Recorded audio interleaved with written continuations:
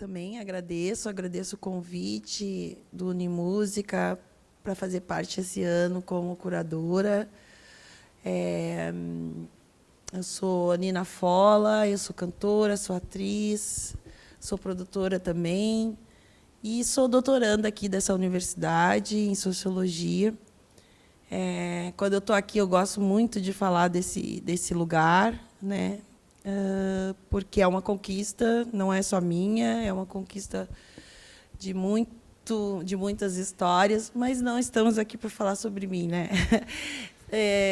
E eu estou muito feliz por estar aqui hoje, por estar sendo um veículo de comunicação nesse momento, né? E agradecer também a minha ancestralidade, a nossa ancestralidade por isso.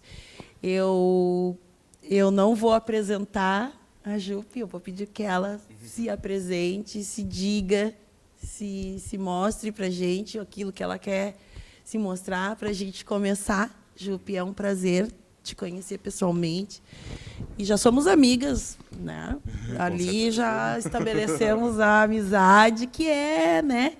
Que é a filiação mesmo que a gente se dá, não só pela questão do trabalho, de como a gente enxerga o mundo, né? Então, seja bem-vinda a essa universidade. É um prazer sermos nós os anfitriões, né? E que tu tenha um dia ótimo aqui nessa cidade e um belíssimo show. Então, a gente queria te ouvir já te apresentando. Ai, que delícia, que começo gostoso. Boa tarde, gente. Estou muito feliz de estar aqui, muito feliz com a presença de vocês também. Eu sou a Jupi do Bairro, eu me nomeio artista, mas eu acredito que eu seja muito mais arteira, na verdade, né?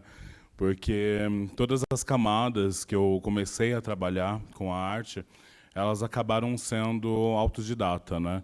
Então eu sempre via a oportunidade me buscava para que eu pudesse executar ofícios que eu ainda não imaginava que eu poderia executar. Então, desde a primeira vez que eu subo no palco, né, que na verdade desde a primeira vez que eu começo a compor, aquilo não era, eu não escrevia de uma forma pretensiosa, entendendo que aquilo seria composições. Eu entendia que aquilo, na verdade, era colocar os meus pensamentos para fora como uma espécie de terapia barata. Era uma forma de conversar comigo mesma e entender o que estava passando pela minha mente, o que estava passando pelo meu corpo.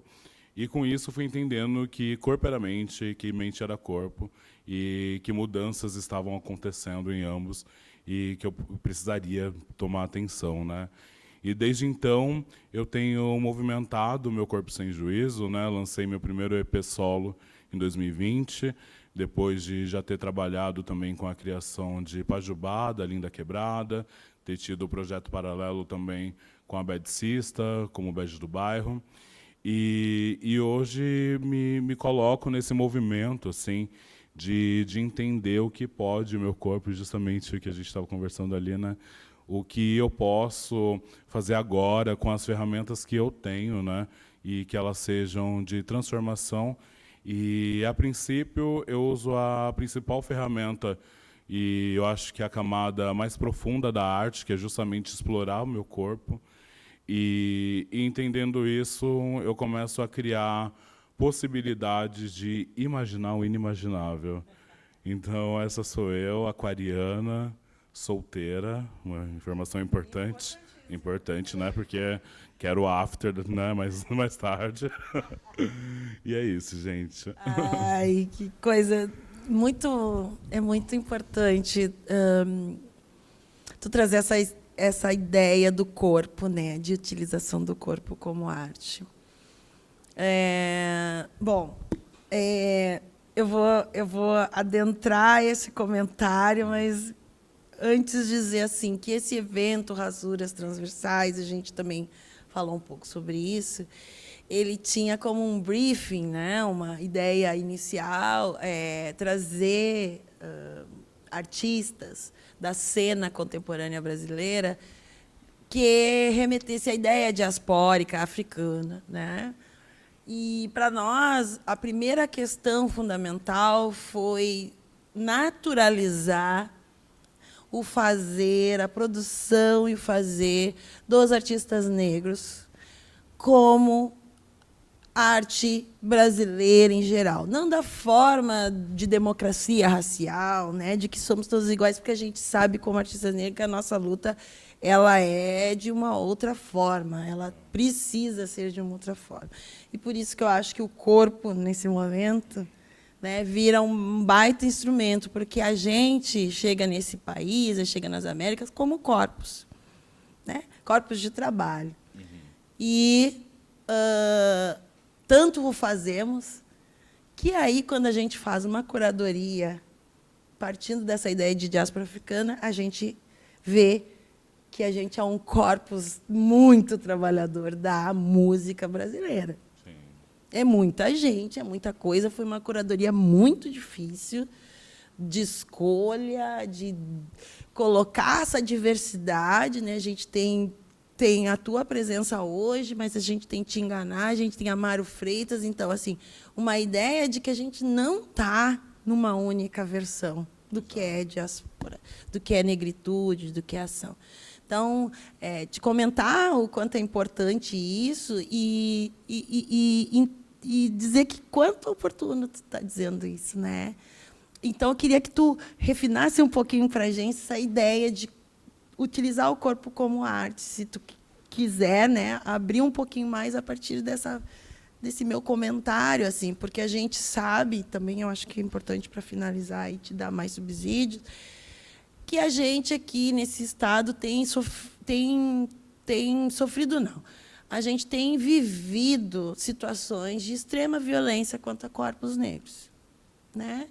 E a última de grande repercussão foi contra um artista nacional negro, foi Seu Jorge, que sofreu, né, algumas violências. Desculpem que não silenciei. Mas o quanto isso ultrapassa a questão social, a questão financeira, a questão artística. O racismo ele tem nos cortado nesse estado vilmente, né? Então, eu queria que tu refinasse um pouco essa ideia de corpo na arte, que eu acho que isso eu preciso aprender também. Na verdade, eu acho que precisamos aprender, né? Eu acho que essa construção ela acaba sendo eterna, né? Com a nossa noção de eternidade, assim. Até porque eu acredito que algumas pessoas já me perguntaram assim, né? Ai, com tanta dificuldade de produzir arte no Brasil, porque tu sabe que é caro, né? Fazer uma produção é cara, principalmente para corpos que vêm da periferia, corpos de racialidades que sofrem com o racismo. Daí tem a questão da mão de obra, mas aí depois a gente enfrenta outras questões, que são a distribuição, que é disputar com artistas em distribuidoras, né, com empresas, patrocínio e tudo mais. Então, acaba sendo um desafio muito grande. E quando perguntam para mim, por que você continua produzindo música no Brasil ainda? Eu falo porque eu sou teimosa. E realmente, assim, eu sou de uma teimosia muito grande. Eu acho que esse lugar de inquietação me seduz muito, né? O meu primeiro contato com a arte, na verdade, foi de uma maneira até involuntária. Eu contei um pouquinho, né, sobre quando eu estava escrevendo, né, e eu fui entendendo que, colocando aquilo não como poesia, mas como uma conversa comigo mesma. E daí, na minha adolescência, foi me apresentado fanzines, né, que são publicações marginais, geralmente feitas por anarquistas, punks. E daí um amigo da época falou, olha, isso daqui é muito interessante, seus textos falam sobre corpo, sobre sexualidade, sobre identidade. E eu ainda não tinha ferramentas de falar sobre isso, assim. Então, eu ainda me entendia como um corpo, uma pessoa que tinha nascido num corpo errado. Eu não tinha referências, né, do que poderia ser o meu corpo, as mudanças que o meu corpo poderia acontecer durante minha trajetória. E aí eu falei, não vou publicar, sempre fui muito tímida, assim, eu falava, vou fazer um fanzine, mas vou deixar guardado, que eu não sei o que é. E daí ele pegou um texto meu e acabou transformando num fanzine e me deu alguns xerox, né? E ele falou, olha, tenta fazer uma grana, você está precisando de grana, faz contribuição espontânea aí, e dá para você fazer uma moeda. Eu coloquei aquilo na minha mochila e falei, eu não vou vender, né? Sim. Mancada, que não sei o quê. E daí, na época, eu era o fenotipo da bichinha de igreja, assim, né? Então, era muito timidinha, bochechudinha, assim. E eu falei, quer saber? Eu vou entregar esses fanzines e ver o que rola, né? E aí eu comecei a entregar e eu sentia que as pessoas pegavam aqueles fanzines porque achavam que era folheto de igreja. E quando abria, tinha umas colagens lá, né? Com pênis, com as vaginas, falando sobre sexualidade, falando sobre gênero e tudo mais. E daí, as pessoas abriam aqueles fanzines, né? As pirocas saltavam aos olhos, desculpa a palavra, saltavam aos olhos assim. E daí, eu fui começando a entender que elas ficavam constrangidas com aquilo que abria, mas elas não me devolviam aquele constrangimento. Elas ficavam com elas, então eu não sei se jogava no lixo depois ou se levava para casa para ler, assim, mas e criava um constrangimento ali que eu via a cara de constrangimento, mas aquele constrangimento não voltava para mim. E esse sentimento era exclusivo, porque muitas pessoas faziam me sentir constrangida de forma involuntária, e eu também não conseguia devolver, mas aí nesse caso era porque eu era agredida. E com essas pessoas é porque eu estava produzindo algum tipo de sensação que ela não esperava. E aí foi quando começou o meu degusto pela arte. Eu comecei a sentir uma espécie de excitação por causa daquilo naquelas pessoas. E aí foi quando eu comecei a fazer um sarau, né, no Capão Redondo, que eu sou do Valo Velho, né, distrito do Capão Redondo, zona sul de São Paulo. E comecei a trabalhar no sarau, a juntar pessoas e tudo mais. E aquilo foi sempre me seduzindo, assim, sempre me seduzindo. Mas não é tão fácil e tão romântico e tão engraçado quanto é verbalizar. Mas eu acredito que esse lugar, tu falou também da dificuldade da curadoria, né, das escolhas e tudo mais, é um ponto de que a gente precisa ter muita atenção também para que a gente consiga contar a história das diferentes maneiras que elas podem ser contadas, né? Eu acredito que o passado ele acaba sendo um lugar de onde a gente precisa partir, mas não pode ser um lugar que a gente fique estático, né? Nós precisamos pensar em maneiras de fazer guerrilha no aqui e agora, né? E com os métodos mais sofisticados que, se for preciso, das maneiras mais agressivas, se forem precisas também, porque não dá para a gente pensar tanto numa história una quanto numa representação una, né? Eu não posso chegar aqui e falar que eu, Jupi do Bairro, vou falar sobre todas as travestis pretas do Brasil, porque a representatividade ela acaba sendo uma faca de três gumes, né? Ela pode representar, né, como criar possibilidades de imaginação. Então, olham lá, a Jupi do Bairro está lá, então pode ser que eu possa chegar num lugar que ela ocupa, posso ter projeções também, tudo mais. A representatividade pode deixar pessoas estáticas também, onde vai olhar, a Jupi do Bairro está lá, ela já está me representando, então vou colocar todas as minhas perspectivas de representação nela, e a partir do momento que ela derrapar e eu não me sentir contemplado, eu vou cancelar ela, porque ela não é mais minha fada sensata. E também tem a terceira e mais atual, que é justamente como as instituições, as marcas, né, enxergam os corpos pretos, que é aquele lugar da representação una mesmo, né? Então, quantas vezes já senti assim depois de ter sido convidada, que, na verdade, eu estava ali cumprindo uma cota. E aí, se, de preferência, se colocar uma cota de sexualidade, de identidade de gênero e racialidade numa pessoa, opa, é o combo com hambúrguer e fritas, Aqui né? a gente chama de afrocardio, gay cardio, né? Tem o cardiozinho ali. Exatamente, exatamente.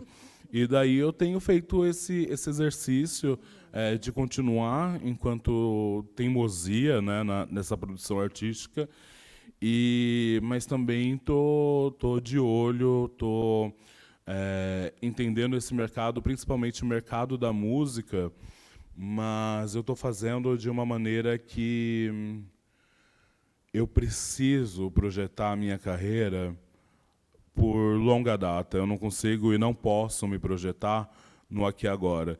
Muitas vezes eu já recebi convites de gravadora, já recebi propostas extremamente ofensivas, como me transformar na Liso brasileira, assim, tipo, de tirar tatuagem, coisas parecidas para agradar mais o mercado.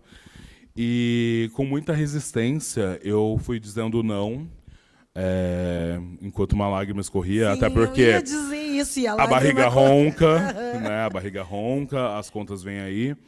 Mas eu tenho estudado o mercado como uma possibilidade de me manter enquanto vanguarda mesmo, sabe? Hoje, eu lancei meu primeiro EP em 2020 e hoje eu estou sendo ainda muito convidada para estar presente nos festivais, porque o meu trabalho ele acabou sendo de suma importância para esses festivais. Eu posso não ter grandes números, né? Posso não acarretar tanto público, mas eu tenho um aval da liberdade de construção da minha música, da minha arte, que ninguém faz, sabe? Que ninguém fez. Então, isso acaba sendo, acabando de a gente tendo referências de retroalimentação de quando a gente vê artistas que são artistas vanguardas e que acabam sendo escalados para viver as suas próprias histórias e não enquanto substituição. Porque o que é muito fácil é o mercado pegar e falar quem vai ser o gay do ano, quem vai ser a travesti do ano, quem vai ser não sei o quê, não sei o quê, não sei o quê. E daí a gente vai criando disputas entre nós mesmos e acaba não fortalecendo, porque aí, com certeza, a contratação de uma pessoa X vai inibir a minha. Mas a partir do momento que a gente começa a entender o nosso trabalho e eu acredito que até a nossa identidade mesmo, como seres individuais e produzindo de uma forma que bugue a lógica do mercado, a lógica biológica e todas as lógicas possíveis, a gente começa a criar um antídoto para essa patologia que acaba sendo irreversível. Então, por isso, hoje, a minha presença acaba sendo tão importante nesses espaços, mesmo que eu não ceda literalmente para o mercado, mas esteja ingressada no mesmo, sabe? Ai, que maravilha, né? Tanta coisa que tu disse, nossa, mãe. Mas isso me fez muito pensar, assim, algumas coisas que tu disse, que, enfim, eu falei que eu faço parte de um coletivo de acadêmicas, né? Que às vezes a gente diz assim, nossa, para que ficar aqui num lugar que nos oprime tanto? Tu deu essa resposta assim, não, por dentro a gente vai construir outras narrativas possíveis de viver nesse, né? Eu acho que essa questão que tu traz do mercado é fundamental, porque se viver, né? Porque quando tu fala de como tu cria a tua arte e a teimosia, tu está vivendo. Sim. Tu está vivendo a tua existência na integralidade, né? Então, se fazer arte é viver, eu tenho que lidar com isso. Exato. É uma realidade, o mercado, que é isso, que é essa opressão, que é essa coisa intensa e, às vezes, violenta. E eu acompanhei alguns fatos últimos contigo, inclusive ao vivo. Tu fez ao vivo, fui ver o que estava acontecendo, que foi um pouco disso. O festival chama, vamos chamar ela para dizer que a gente é bacana, mas no final, no frigir dos ovos, era só uma ideia, né? Para as pessoas se livrarem da culpa que elas têm Exatamente. de estar participando desse mundo que é misógino, racista, homofóbico, enfim. Então, assim, quando tu fala sobre isso, eu tinha uma pergunta para te fazer, que era que tu deu um pouco disso, que era assim, porque tu é uma comunicadora, te conheci, né, apresentando o programa muito, muito assim, com coisas Eu que sou falastrona. Isso aqui é golpe. nada, com uma intelectualidade incrível. E o quanto essa intelectualidade. Porque, assim, ó, o que não está colocado no mundo. Obrigada. O que não está colocado no mundo é que a fala crítica ela é potência. Né? Então, esse poder criativo. Vou te fazer essa pergunta, porque tu já trouxe, mas eu queria que tu dissesse melhor isso. Esse poder criativo vem da necessidade mesmo de comunicar-se. Total, total. Eu trouxe na minha apresentação também. E quando eu começo a executar esse meu trabalho com a arte, né, principalmente com a música, ele veio da necessidade de eu me sentir pertencente, sabe?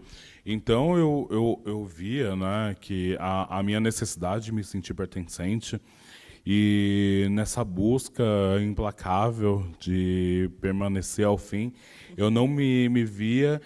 E daí eu comecei a fazer um exercício que, na verdade, eu precisava criar um lugar que eu pertencesse, pelo menos a mim mesma, sabe? Sim. Um lugar que eu pudesse entender a minha travestilidade, inclusive, que não era a mesma do que eu via nas representações, do meu corpo preto, que não era o mesmo sobre a perspectiva da minha família, né? Então eu fui entendendo essas buscas e isso reflete na arte, assim, uma coisa que eu comento muito, a Fê está cansada de saber que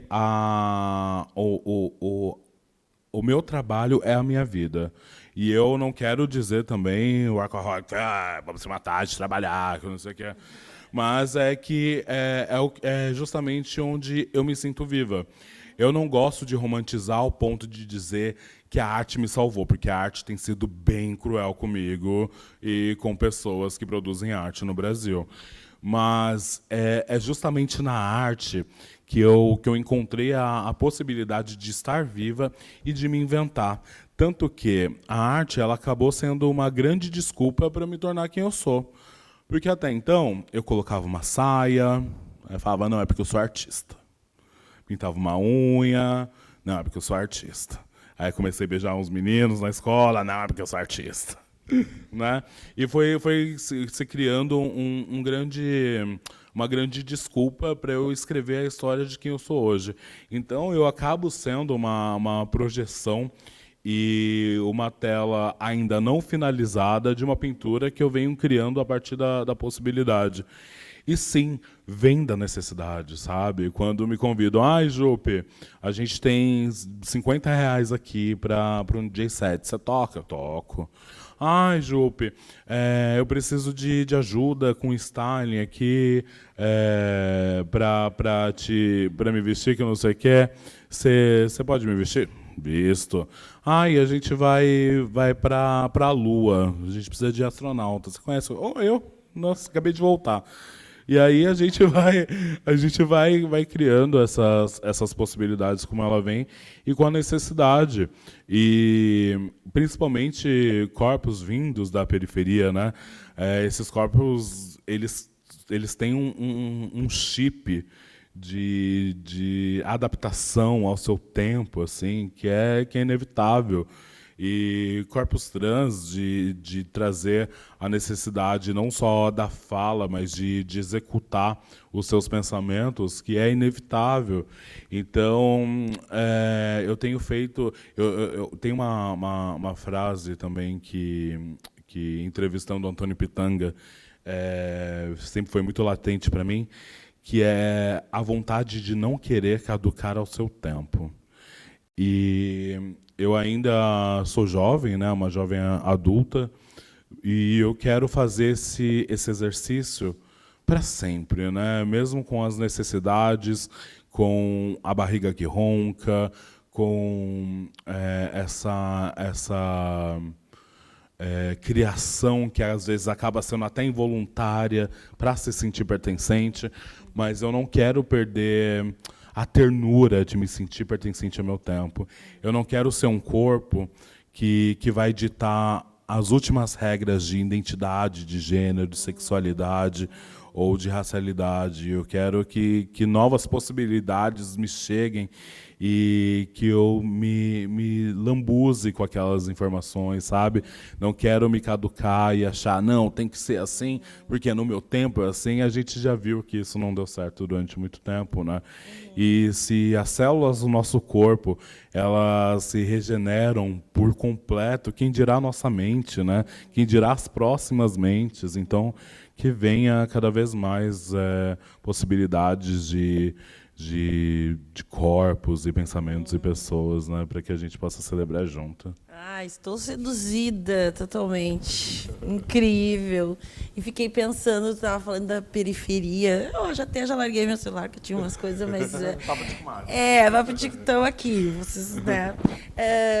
Das referências, assim, que de alguma maneira, né, a gente curte, se referencia em algumas coisas, dali tu pega, acha super...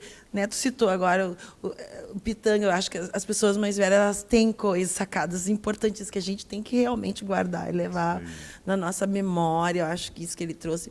A última vez que eu tive aqui também, né, eu tive uma possibilidade de trocar com o mais velho, assim, que agora tudo que ele disse parece que faz sentido, eu acho que é assim, né? Mas quais são assim as referências que tu traz e muito importante trazer essa ideia da periferia, né? Desse lugar onde brota, né? E que também deve ser o teu público, né? Então assim a minha pergunta era para falar um pouco se tu direciona, ou se tenta direcionar teu trabalho para algum público ou não, se isso é uma coisa raciocinada por ti às vezes. Eu acho que às vezes a gente não dá conta disso, né? E também se as tuas referências, de onde elas são, quem são, se tu puder citar, enfim, para quem está aqui entender melhor. Massa, eu sou multiartista, né? Então eu tenho referências assim para cada nicho de uma coisa. A moda. Diga que coisas. A moda, por exemplo, veio muito da minha mãe, né? Minha mãe sempre foi costureira e eu ela aí ó, coisa em comum, tá vendo? Minha mãe sempre foi costureira, assim, sempre gostou muito de roupa, de tecido. Ela trabalhou durante muito tempo para uma empresa de alta costura infantil. E então a moda ela sempre foi muito voltada assim por conta da minha mãe, e a música veio do meu pai, assim, que meu pai ele foi anarquista na adolescência dele, e são pessoas totalmente distintas, meu pai e minha mãe. E eu acho que eu acabei sendo o misto deles, assim, né? Que daí meu pai apresentava as bandas de hardcore e punk, rock. Minha mãe apresentava esse lugar da possibilidade de expandir seus pensamentos através das roupas, assim. E então eles acabam sendo as minhas maiores referências. E aí tem um lado da comunicação, né, que tu disse também, que, na verdade, enquanto minha mãe trabalhava muito, a minha babá era a televisão. Então eu sou uma enciclopédia, não me orgulho disso, da televisão brasileira, assim, e amo uma fofoca justamente por isso, né? Então eu passava tardes e tardes assistindo TV aberta, né? Não tinha TV a cabo. Então eu acabei tendo trejeitos na comunicação a partir disso. E por incrível que pareça, eu sou muito tímida, que a arte ela vai fazendo a gente ter esse exercício, né, de falar em público e tudo mais, mas eu sempre fui uma criança muito tímida. Mas eu conseguia captar as características de quem apresentava os programas à tarde, né, domingo, eu acho que acabo trazendo isso hoje para mim quando eu apresentei o Transmissão, né, tenho a oportunidade de mediar bate-papos e tudo mais, e de referências mais frescas, inclusive, era justamente quando tinha Vera Verão, né, Lacraia, e apareciam na televisão. E aquilo, na verdade, nossa, dava um match, era uma mistura de sentimentos, porque era uma vibração muito grande, assim, né, de reconhecimento, mas também um constrangimento muito grande, porque, nossa, eu queria entrar dentro do sofá quando aquelas figuras apareciam, porque era como se elas estivessem me acusando, falando para minha família, assim, sabe, se comunicando diretamente comigo. E daí eu fui entendendo depois, com o tempo, que aquelas representações, né, principalmente para os corpos que colocavam aqueles corpos em exposição, na verdade era motivo de chacota, eram exemplos a não serem seguidos, né? E eu acho que hoje também isso me seduz muito, sabe, de ser um exemplo a não ser seguido, porque eu quero ser uma referência, mas eu preciso ser uma referência também do que não ser, porque a partir do momento que você é uma referência do que não ser, do que você de não ser, a pessoa começa a investigar o que ela pode ser, né? Então eu acho isso maravilhoso, assim. E aí eu tenho esse misto de referência que passou do punk pelo funk, né? Desde de construir Proibidão com Linda Quebrada, e aí depois construir o meu EP, assim. E tu fez a... Qual que era a outra pergunta mesmo? Da periferia, do mercado, se tu dirigir esse trabalho. Então, e isso é muito curioso, porque eu nunca me perguntaram isso. E é muito doido. Eu acredito que eu não direciono, até porque a minha arte, ela fala muito sobre o tempo. Eu acho que não acaba nem sendo sobre algo, né? Quando a gente fala sobre geografia, assim, claro que vai partir da onde eu venho, né? Da onde eu fui criada, da onde eu moro, tudo mais. Mas eu acho que as minhas composições, elas são muito sobre o tempo, assim, sobre essa construção. E agora, por exemplo, estou começando a escrever meu próximo disco, e eu tenho pensado, né, sobre o que eu quero falar agora, né? Em Corpo Sem Juízo eu falei sobre nascimento, vida e morte, sobre essas dores e delícias que ocupar esse corpo em contradição, né? E quando eu falo sobre contradição, é justamente de me apropriar de que vão ter dias que eu vou me olhar no espelho e vou falar, nossa, Jupe do Bairro, como você está bonita hoje, através desse reflexo, porque eu quero beijar sua boca. Vão ter dias também que eu vou me olhar no espelho e vou falar, nossa, Jupe do Bairro, não tirou nem a remela, ajuda a se ajudar. Será que eu coloco um peito? Será que eu coloco dois? Será que eu coloco um na testa? Né? E agora eu quero falar sobre outras coisas, né? O meu próximo disco ele se chama Incorporação, e agora eu quero falar sobre o que vai para além do corpo, na verdade, né? Eu tenho feito uma indagação que ela tem sido muito latente para as composições desse disco, que é qual era meu sonho, assim. Uma vez numa entrevista me perguntaram qual era o meu sonho, e eu fiquei alguns minutos assim, parada, pensando. Eu falei, gente, eu acho que eu não tenho um sonho, porque eu tenho realizado coisas massa, ganhei prêmios a partir do meu trabalho, o feijão engrossou, né, não sei o quê, então eu tenho sonhos. Mas, na verdade, depois que eu dei essa resposta, eu comecei a entender o quão cruel era isso, assim, né? Porque, na verdade, não é que eu tenho realizado os meus sonhos, é que o Brasil limou meus sonhos. O Brasil limou meus sonhos, né? Então, eu tenho pensado principalmente nesse lugar imediatista, que eu acho que muitas de vocês devem ter ouvido de suas mães, que é amanhã a Deus pertence, né? E é esse lugar de deixar para o amanhã a Deus que pertence, numa esperança que te deixa esperando, né? De você se contentar com Espera de um aquilo. milagre. A espera de um milagre, essa ode e elogio à pobreza, né? Ai, porque é assim, não, é assim mesmo, não sei o quê, não sei o quê. E você vai se acostumando com aquilo, e isso tem me causado muita inquietação. Então agora eu quero voltar a sonhar, quero voltar a projetar e eu quero pensar em futuro, porque os nossos futuros também foram ceifados. Então a gente começa a não entender as possibilidades de futuro, mas agora eu quero voltar a pensar no futuro. E como eu faço isso? Pensando no presente. O que eu posso fazer com o que eu tenho aqui agora. Então, o meu futuro ele vai ser uma extensão do hoje. Então, eu estou fazendo hoje, quero voltar a sonhar hoje, e eu quero o meu hoje, eu quero em vida. E porque muita vida, né? Num país, né, que a gente sabe que, enfim, né, ainda nos corpos, né, o quanto os nossos corpos são violentos. Pensar o presente, o conforto, a existência. Todo o momento que tu falava, eu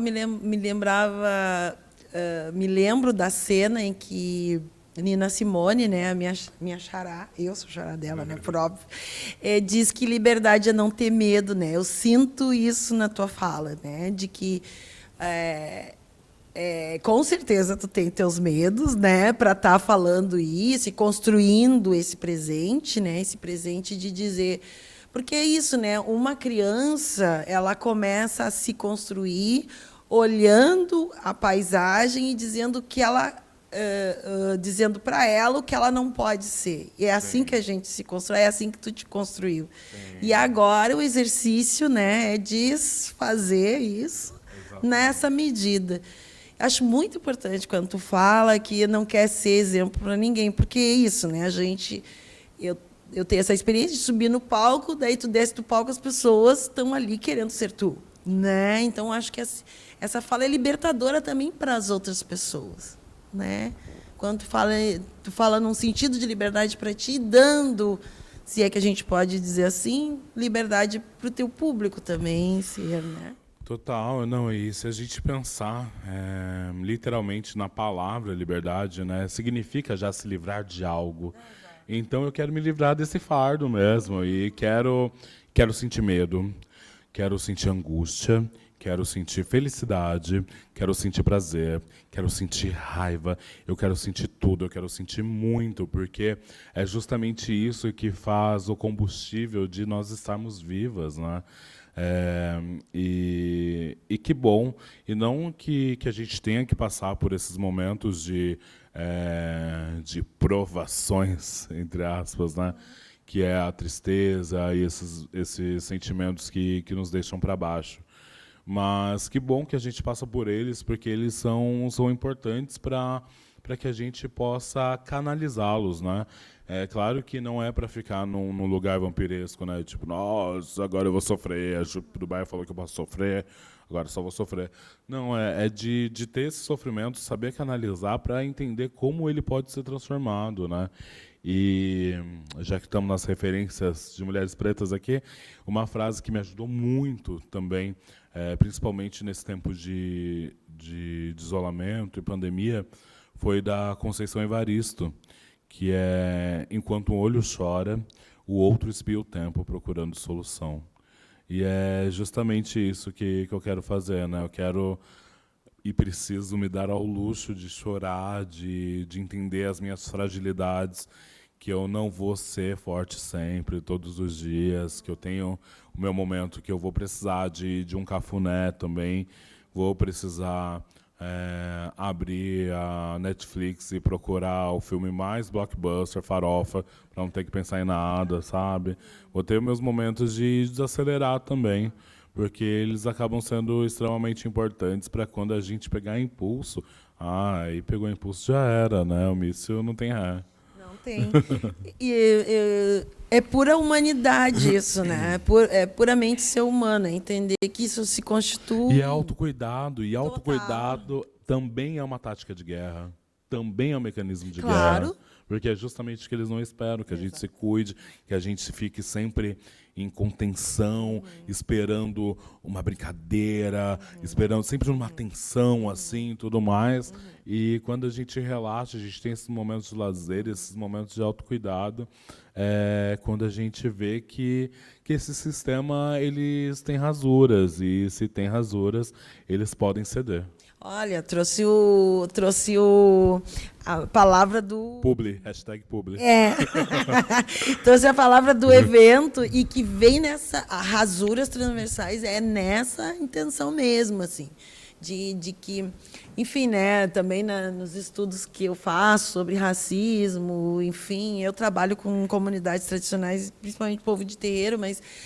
Quais são as frestas que a gente consegue sobreviver e florescer ali, porque é isso, né? A gente sabe que existe possibilidade de existência de vida numa fresta de um prédio, né? A gente sabe disso. Sim. E a gente é um pouco disso o tempo todo, né? E fazendo florescer uma estrutura, né? Que é dura.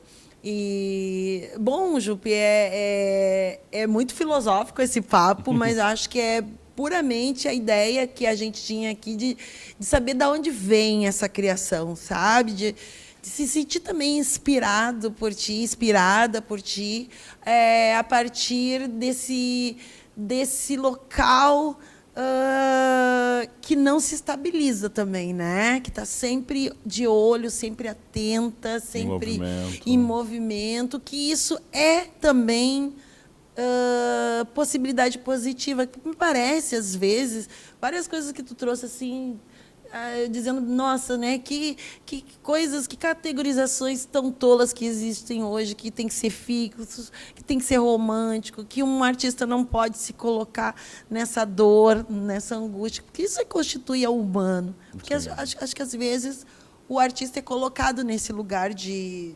super humano, né, de um lugar somente de contemplação.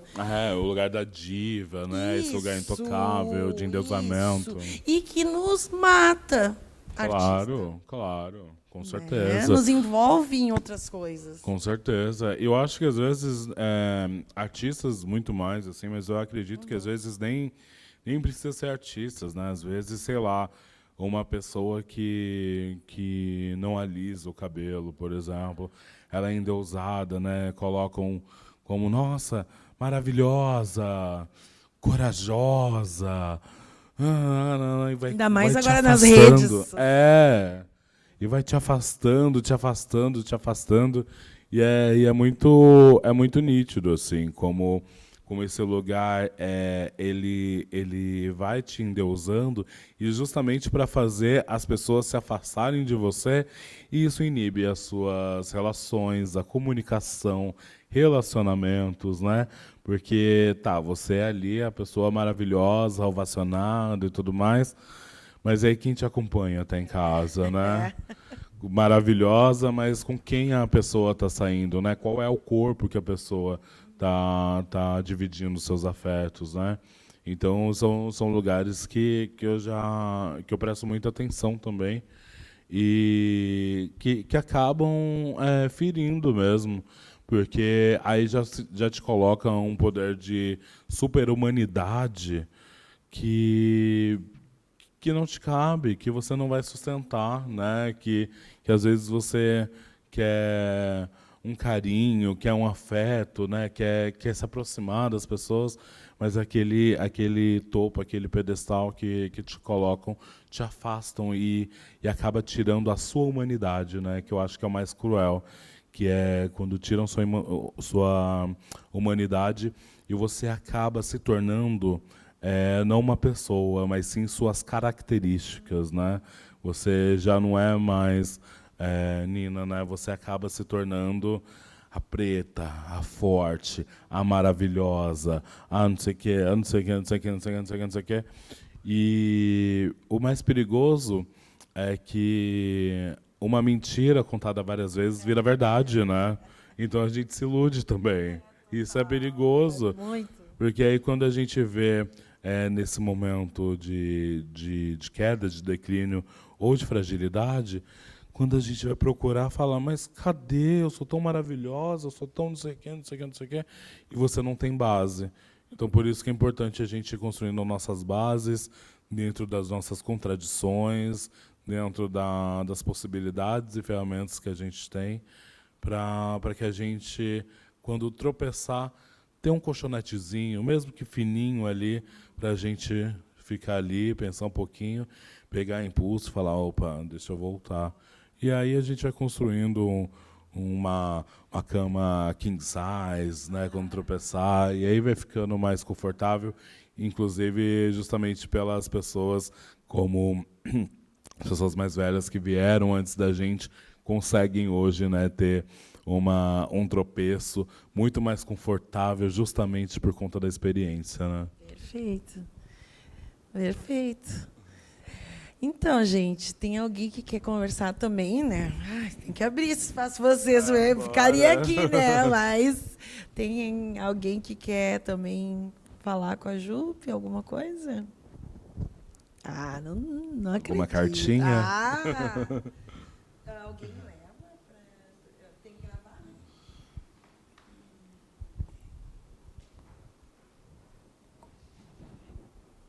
Bom, eu acho que primeiro eu queria dizer que eu admiro muito o trabalho da Jupe, tem um tempo já.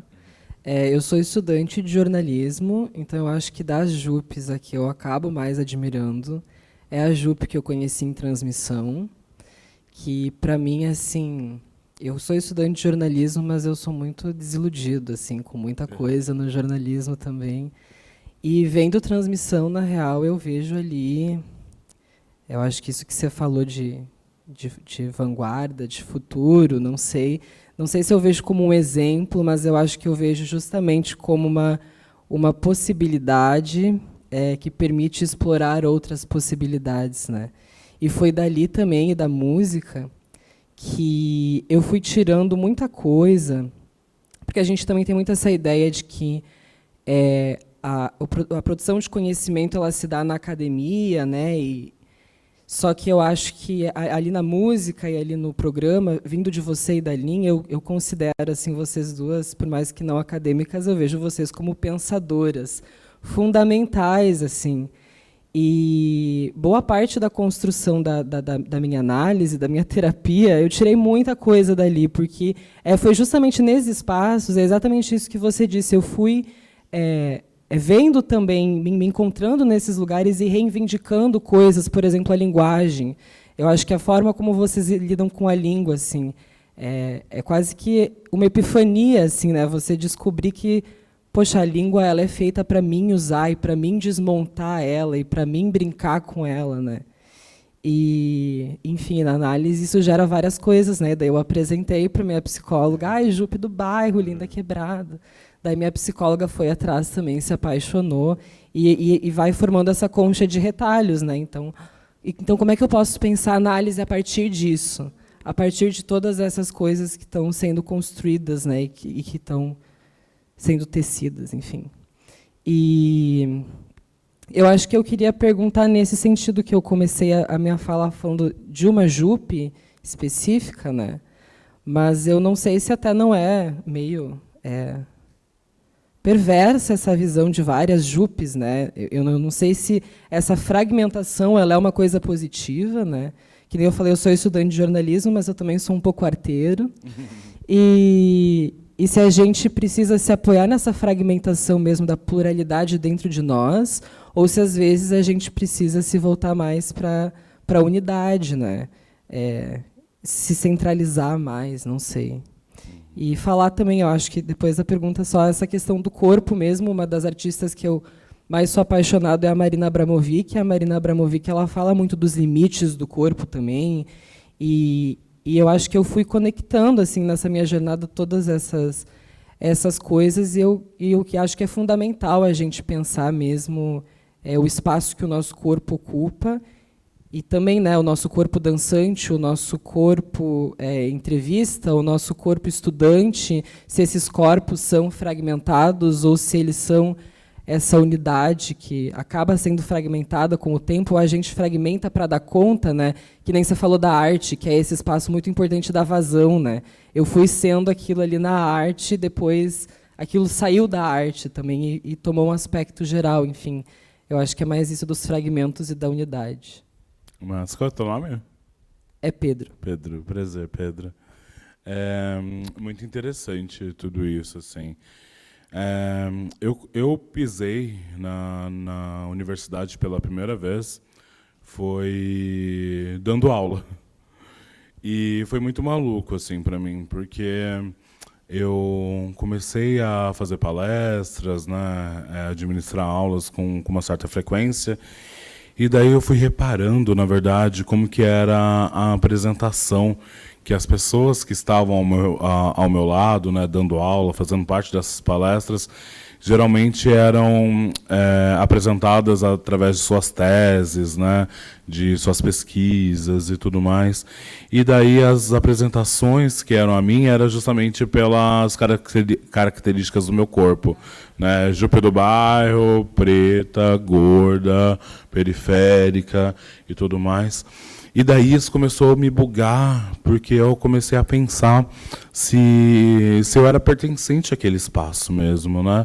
Porque eu não me sentia pertencente, falava, nossa, mas tô falando as besteirinhas que eu fiz na minha vida aqui, a galera ficou tanto tempo projetando e tudo mais, mas aí eu fui entendendo que mesmo de uma forma autodidata, assim, eu sempre fui muito curiosa, né? Então eu começava a ler e queria entender. Demorei, sei lá, 3 anos para ler um seminário do Lacan, mas li porque eu ficava dando Google assim, nas palavras que eu não entendia. Sou apaixonada pela Judith Butler, mas muitas palavras, né, vocabulário que não era do meu, assim. E aí eu fui entendendo que a minha presença na universidade, ela acabava sendo importante porque a universidade ela tinha teoria, mas ela não conseguia trazer o outro lado, que era a prática, era a vivência, né? Essa criação de conhecimento que se dá através da vivência mesmo. E aí eu fui entendendo o porquê eu estava sendo convidada para ocupar esses espaços, assim. E calhando também com essas ideias de fragmentação, eu na verdade, não acredito na minha fragmentação.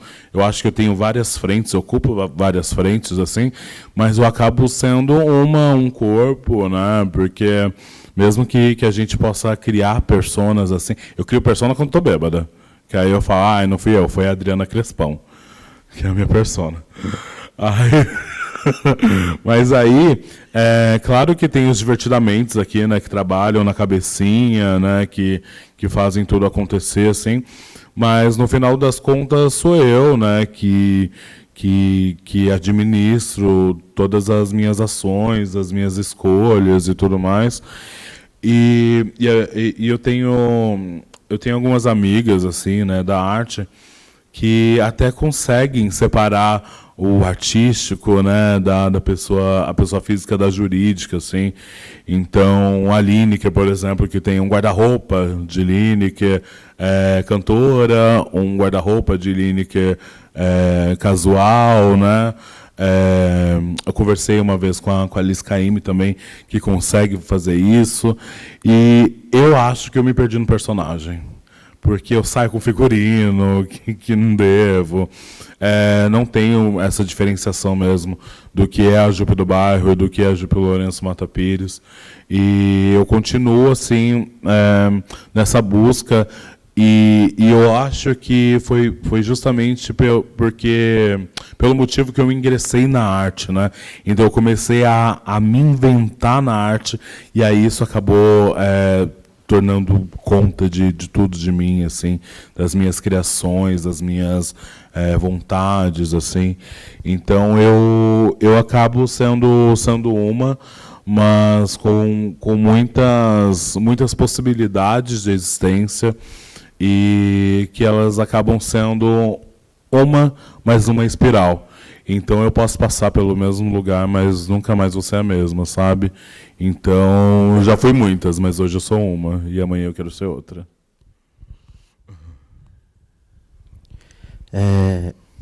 Prazer, eu sou a Filipa.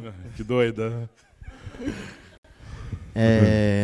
Eu nunca faço isso, é uma experiência engraçada essa. Eu estou sempre com a Jupi em diversos momentos da nossa vida, escutando ela, conversando com outras pessoas, escutando ela, conversando comigo, assim, me escutando, conversando com você.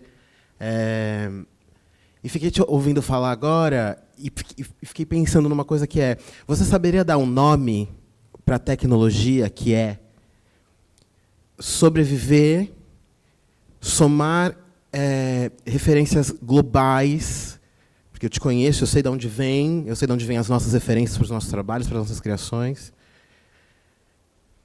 e fazer com que tudo isso se torne essa única performance de tantas nuances? Você conseguiria dar um nome para essa tecnologia hoje? Eu queria complementar. Bora. Salve, Jupi. Olá. Então, vou tentar fechar um raciocínio, tá? Mas tu falou, acho que tá tudo muito conectado, assim, né? Tudo que a Filipa e o Pedro falaram. Eu me chamo Bruno, eu sou aqui do Rio Grande do Sul, mas eu estou morando em São Paulo tem um tempo e vim para acompanhar o festival.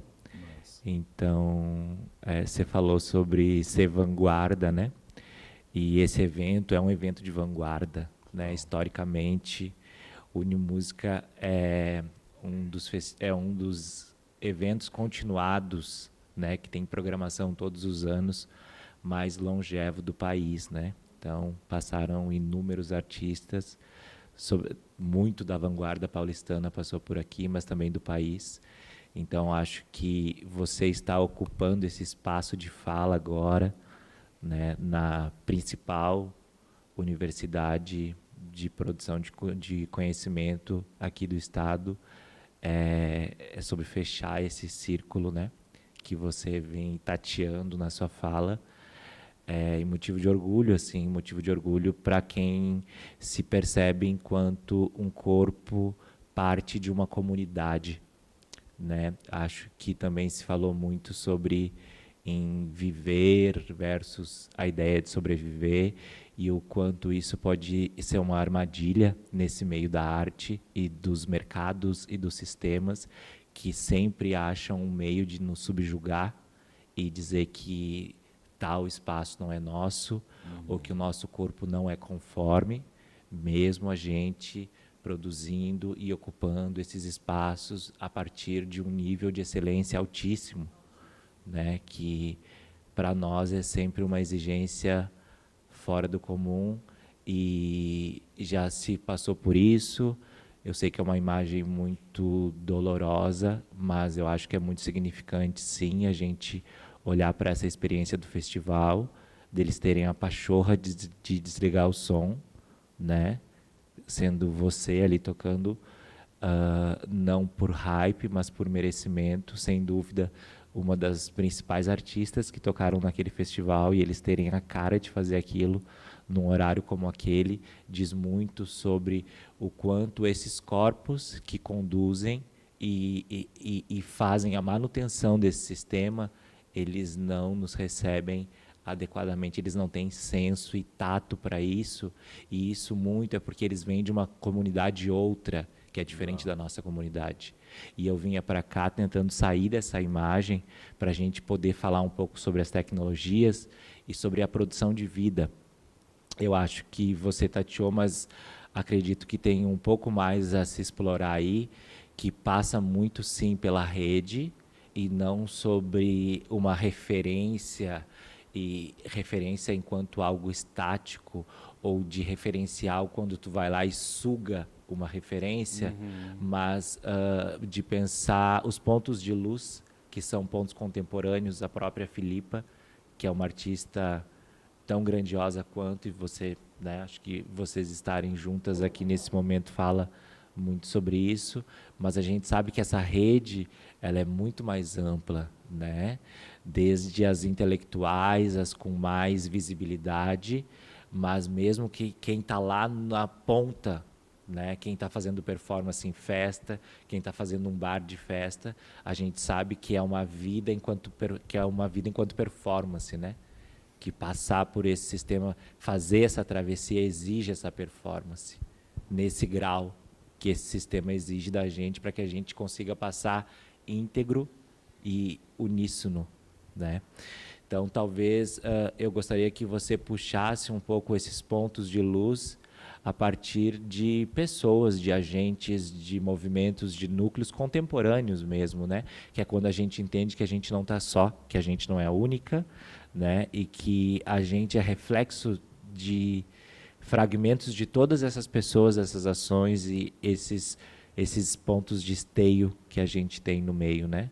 Porque também, e aí só para fechar, pegando um pouco lá da imagem do corpo sem juízo e do corpo sem lugar, quando tu vinha lá da tradição da igreja, aonde tu não conseguia te encaixar, mas tu foi achando esses pontos de luz para ter o senso de pertença, né? E conseguir te formar e ser quem tu é, né? E sustentar isso, né? Que é o desafio diário. Nossa, total. Total. Muito obrigada, Felipe, pela colaboração, assim. Eu acho que essas duas questões elas se misturam justamente, e se eu conseguisse transformar isso em uma palavra, eu acredito que, por mais banal e esvaziada que essa palavra pode ter sido feita durante um tempo, mas eu acredito que é justamente coletivo. Coletivo. Eu não acredito que nada possa ser feito sozinho, assim, né? E durante a criação de Corpo Sem Juízo, inclusive, eu comecei a entender, né? Fazia um trabalho com a Lina, tinha trabalhado com música anteriormente, onde já tinha descartado. Daí eu voltei a trabalhar com música com a Lina, mas a minha vontade era de voltar para moda, né? Com que eu já estava me relacionando, com performance, assim. E durante muito tempo, muita gente ficou me perguntando, né? Ai, quando você vai soltar a música sua? A gente quer ouvir o que você tem a dizer e tudo mais. Eu ficava, eu acho que passou meu time, não quero mais trabalhar com música e tudo mais. E a galera ficava, e isso me deu um start de falar, tá, eu vou fazer música, mas eu preciso de uma resposta antes. E a minha resposta era justamente de criar um financiamento coletivo, até porque eu não tinha dinheiro para gravar o disco, não tinha recurso, enfim. Eu falei, bom, eu vou fazer um financiamento coletivo e vou ver o que dá, ver se flopar nunca existiu, né? E vamos ver o que acontece, assim. E isso foi um exercício muito grande, porque eu me juntei com a minha equipe, que é formada pela Felipa, Isabela Costa, Bia Ben, Thiago Félix, para começar a gerir, né, construir a campanha e tudo mais. Eu tinha levantado um mega conceito, assim, que acabou caindo por terra na primeira semana, porque eu sou aquariana, né? E aí eu comecei a ver, falando, não é isso daqui que eu quero fazer de campanha, vou mudar. E a questão é que eu fui mudando com muita frequência, assim, como o andamento da campanha. Até porque, na época, eu tinha um celular que tinha 8 GB, e daí eu sempre fui muito arteira, né? Então eu fazia os vídeos da campanha, eu que editava as fotos e tudo mais, não tinha dinheiro para pagar designer.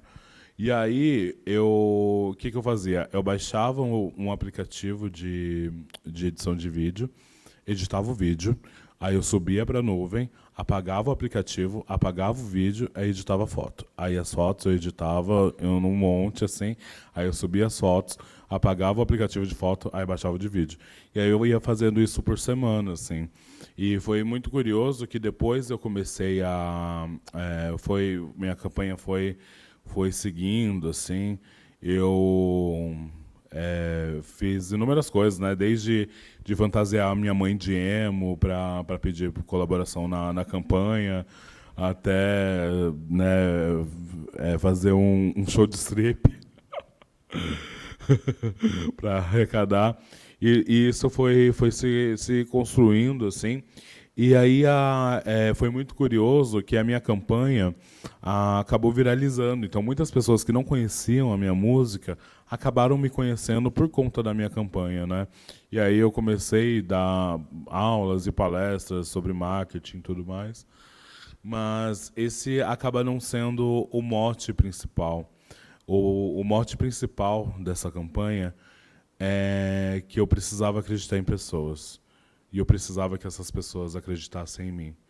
Se essa campanha não tivesse virado, eu não estaria aqui. Eu não estaria aqui. Eu ia desistir da música e falar, realmente, a música não foi para mim. Mas aquilo foi de uma movimentação coletiva tão grande que fez eu acreditar no sonho, fez eu acreditar na possibilidade de executar e trabalhar com a música, assim. Então, essas acabam sendo também as minhas referências e principais referências e o que eu tenho me retroalimentado, assim. Eu tenho feito esse contato e cada vez mais, assim, com o meu público, porque eu só vou continuar falando enquanto estiver sendo interessante para as pessoas ouvirem o que eu tenho a falar. A partir do momento que eu achar que eu não tenho mais nada a somar de interessante para as pessoas que querem me ouvir, eu acho que é importante sair de cena, porque a grande graça do palhaço é quando ele sabe que perdeu a graça e sair de cena. Ai, maravilhosa. Maravilhosa, Jupi. Infelizmente, né, Acabou. a gente vai ter que encerrar, porque tem que passar som, a gente Tem sabe. E som. depois tem que fazer o soninho de beleza, aquele Exato. negócio todo, né? Senão, não tem... eu queria te agradecer muito, né? Foi ótimo papo. Muito, muito, muito. Eu acho que eu fiquei super inspirada, assim, por várias coisas. E a sabedoria, né, a semana passada, essa semana que o Milton se despediu, né, nos palcos, e aí ouvindo ele cantando, né, disse, realmente, né, quando tu vê que, né, que tem coisas que já não fazem mais parte da tua trajetória, que a dele era de cantar lindamente também, né, isso, né, encerrar, é triste, mas tem lugar para outros que tu vai curtir, que tu vai viver de outra forma. Eu acho muito sábio isso que tu trouxe aí por último e muito maravilhoso, assim, pensar que a gente não se constitui sozinha, né, e nem constituirá outras, e vai constituir outras coisas, então, né, a gente sempre coletivo. Essa ideia de mérito, né, de uma pessoa só não faz parte, né? Então, queria te agradecer muito, agradecer mais uma vez o Unimúsica e te deixar as últimas palavras para a gente, para esse dia, para esse momento. E te desejo muita, muita, muita prosperidade, vida longa e saúde. Ai, para nós.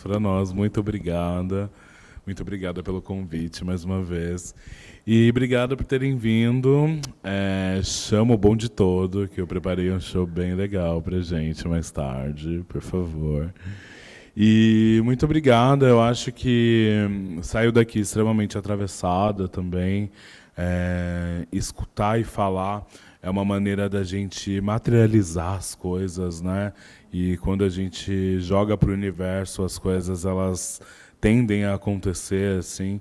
Então, eu acho que esse encontro aqui é justamente a possibilidade, assim, da gente construir novas histórias, escrever nossas histórias e exaltar histórias passadas também, e contar novas, inventar junto, assim.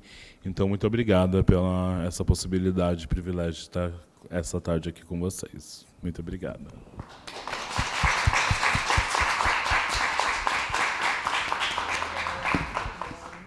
Realização: Departamento de Difusão Cultural da Pró-Reitoria de Extensão da URGS. Parceria Cultural Fundação Médica do Rio Grande do Sul.